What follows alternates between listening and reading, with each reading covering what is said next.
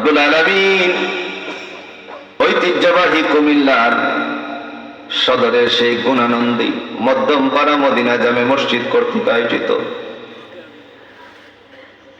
আলোকিত আল কোরআনের প্রতিযোগিতার শেষে 40তম বার্ষিকী তাফসিরুল কোরআন মাহফিল উলামায়ে কেরামগণ কথা বলেছেন।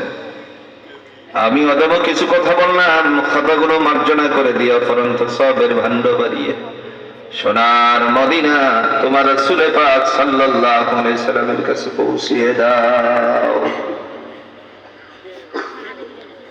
ইয়া রাব্বাল আলামিন ইয়া আহকামাল হাকিমিন, আজকের এই মাহফিলে তোমার বান্দারা অনেক পয়সা করি দান করেছেন।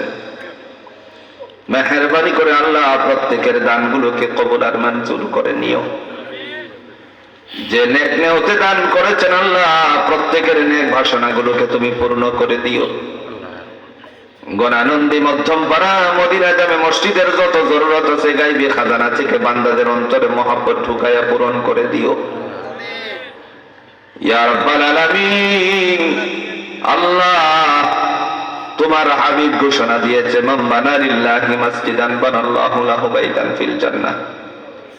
দুনিয়াতে যারা মসজিদ বানায় তাদের জন্য জান্নাতে তুমি ঘর বানিয়ে দিবা।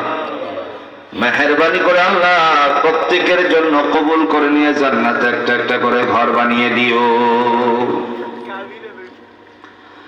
আয় আল্লাহ তাআলা মসজিদের সমস্ত মুসল্লিদেরকে তুমি মাফ করে দিও।